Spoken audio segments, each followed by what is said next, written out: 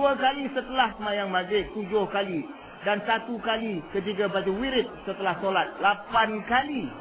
Kita minta Allah jangan beri kami ikut jalan mereka-mereka ini, tapi keluar aja dari rumah Allah, keluar dari ibadah kita, langsung kita ikut. Macam mana saya kata begitu? Sebab saya buat kajian. Saya buat kajian dan saya buat penyelidikan mengenai perkara ini. Saya bukan saja lepas cakap, saya bukan saja nak menghasut, saja nak membuat fitnah, tapi saya mengkaji cara-cara mereka melakukan ini kepada kita dengan halus, sehingga kita terus mengikut mengguna pakai hukum-hukum mereka, sehingga kita menolak hukum-hukum Allah. Umpamanya sebegini, Allah telah mengaturkan bagi kita 4 cara bagi kita mengaturkan hidup kita di dunia ini. Pertama sekali kita ada ibadah kepada Allah. Ibadah inilah tanggungjawab kita dengan Allah. Itu sebab kita bersyahadah, kita berpuasa, kita bersolat, kita mengerjakan haji, kita membayar zakat dan lain-lain lagi ibadah yang kita lakukan semata-mata karena Allah. Alhamdulillah, hari ini masih ramai orang yang beribadah terhadap Allah. Yang kedua sekali kita mesti bermuamalat.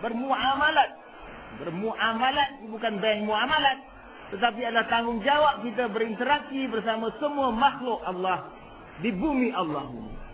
Bukan saja manusia, tetapi termasuk juga pokok-pokok, bumi Allah sendiri, binatang-binatang dan lain-lain lagi. Umpamanya waktu kita mengerjakan haji, kita tidak boleh potong pokok, tidak boleh bunuh binatang. Ini adalah muamalat. Dan kalau kita bunuh binatang di lain-lain waktu pun, kita tidak boleh cabut otak, cabut jantungnya supaya dia matinya serta-merta. Tidak boleh. Allah kata, Allah firman, kita perintah pada kita supaya kita menggunakan pisau yang tajam. Kita mengambil pisau dan menyembelih di halkumnya. Potong saluran anginnya, potong saluran darahnya. Dan kita mesti mengucap nama Allah, memulakan mengucap Bismillahirrahmanirrahim. Kita mesti menghadap pada kiblat. Barulah daging menjadi daging halal. Tapi walaupun kita baca bismillah menghadap kiblat, maka pisau tajam potong halkum semua. Tapi kalau babi tak boleh juga. Hukumnya masih tetap tidak boleh. Ini Allah aturkan bagi kita. Lepas itu kita ada hukum-hukum dalam keluarga, di mana kita harus taat dengan manusia yang menjadi keluarga kita. Umpamanya katakan, isteri nombor 4 bapak, oh cantiknya, aku nak kahwin lah dengan dia nanti. Bapak aku pun dah tua, tak lama lagi ni aku boleh kahwin dengan isteri bapak aku. Allah kata tak boleh. Tak boleh kahwin dengan isteri bapak walaupun bapak telah meninggal dunia. Kalau tak cerita bapak pun cerita ibu lah, cerita mak. Oh, mak aku paling cantik, mak aku paling sayang, mak aku pun sayang aku nak kahwin dengan mak aku. Tak boleh. Tetapi hari ini ada juga mereka-mereka yang melakukannya. Bapa dengan anak melahirkan anak juga. Mak dengan anak laki-laki juga melakukannya. Kenapa? Kerana mereka ingkar kepada hukum Allah. Dan jangan terkejut, tuan-tuan dan puan-puan yang rahmati Allah sekalian, perkara ini berlaku di kalangan umat Islam.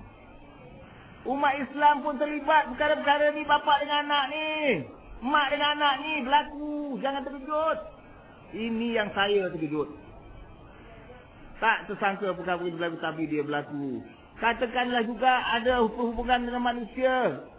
Diaturkan manusia jiran-jiran kita di sebelah rumah. Diaturkan jiran kita di 3 pintu sebelah rumah. 40 pintu malahan diaturkan bagi kita untuk mengatur masyarakat secara Islam ini. Tapi hari ini dah tak banyak pakai. Termasuk perhubungan kita dengan manusia-manusia yang bukan Islam, yang digelar zimmi. Kita ada satu perjanjian dikatakan zimma dan hukumnya adalah jizyah, tapi hari ini tidak diguna pakai. Jadi kita lihat daripada 4 cara tadi, yang pertama sekali ini kita katakan ibadat tadi saya kira ada lebih kurang 50% saja orang masih guna pakai hukum ni. Ini termasuk orang Islam yang tiba-tiba muncul di bulan Ramadan, penuh. Dia keluar daripada akar kayu lah, dia keluar dari longkang, dia keluar dari pasir, dia keluar dari tanah pun saya rasa. Sebab tiba-tiba bulan puasa, penuh umat Islam dalam surau-surau, masjid-masjid, mengerjakan semayang maghrib, semayang isyak penuh, semayang tarawih penuh. Subhanallah, bagus, Alhamdulillah. Saya masuk kira juga mereka-mereka yang bawa spanduk pada Madidur Rasul. Tak apalah bagi Chan. Kerana kalau tak kira dia sedih angka dia. Kira pun dah tinggal 50% saja. Umat Islam yang beribadah kepada Allah. Mat-mat rempit dah tak beribadah kepada Allah. Mat-mat fit dah tak beribadah kepada Allah. Mereka termasuk kelab malam dah tak beribadah kepada Allah. Tak apalah 50% atau 50% lah. Alhamdulillah. Yang keduanya, muamalat. Muamalat tadi perhubungan manusia dengan makhluk Allah lain-lain tak kira-kira pun tinggallah 30% yang diguna pakai daripada hukum-hukum Allah tadi. Dan yang ketiga tadi, munakahat, perjanjian-perjanjian yang kita lakukan kerana Allah. Saya kira-kira yang guna pakai hanya itulah nikah kahwin, cerai talak dan faraid lebih kurang. Itu pun tak pakai semua. Kerana ada juga pertubuhan Islam dinamakan kakak-kakak dan adik-adik dalam Islam. Mereka menolak banyak hukum-hukum Allah. Umpamanya hukum poligami, dia kata salah, Allah silap tu, dia kata. Subhanallah. Dia boleh kata Allah silap, kakak-kakak dan adik-adik dalam Islam. Macam mana tu tuan-tuan dan puan-puan rahmati Allah sekalian? Orang hari ini mereka mengakui diri mereka lebih pandai daripada Allah. Ini bahaya. Tapi tak kisahlah, saya kira-kira pun munakahat tadi guna pakai tinggal 15%. Okey, kita campur 50% ibadat, 30% muamalat, 80%, 15% munakahat, 95%. Dan kalau kita campur terakhirnya hukum-hukum Allah, hukum hudud diguna pakai 0%. 0% hukum-hukum Allah diguna pakai di bumi Allah hari ini. Hukum-hukum orang kafir digunakan 100% menyeluruh. Ini yang sangat menyedihkan. Keadaannya sangat sedih di mana orang-orang Islam di bumi Allah ini mengguna pakai hukum kafir 100% dan menolak hukum Allah sama sekali. 0% diguna pakai di bumi Allah. Ini bumi Allah.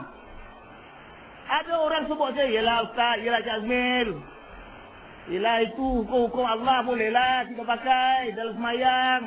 Tapi kat luar ni dah dunia, itu dunia punya hal. Saya cakap, ini siapa punya dunia?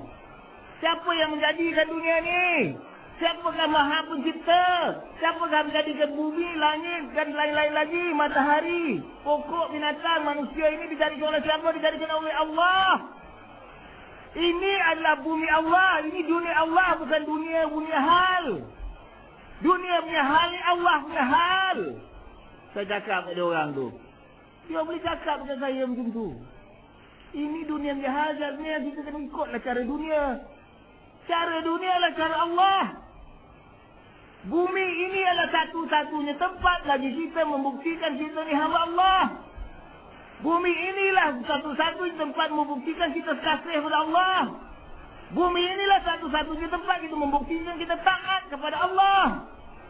Kalau ada masuk alam yang lain dah terlambat.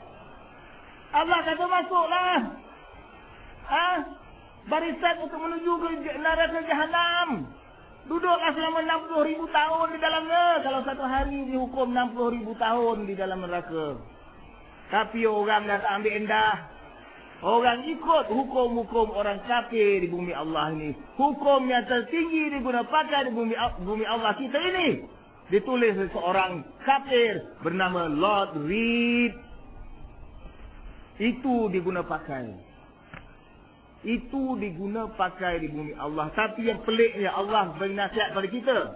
Itu sebab berlaku keadaan-keadaan yang kita lihat hari ini. Kemurtadan, masalah-masalah sosial, masalah-masalah keluarga dan lain-lain lagi. Karena Allah berfirman surat Al-Imran ayat ke-100. Wahai orang-orang yang beriman, jika kamu taat akan sesuatu puak dari orang-orang yang telah diberikan kitab itu. Siapakah mereka berikan kitab itu? Yang tadi saya sebut, Al-Nasrani dan Al-Yahudi. Nescaya mereka akan mengembalikan kamu menjadi kafir sesudah kamu beriman. Ini janji Allah.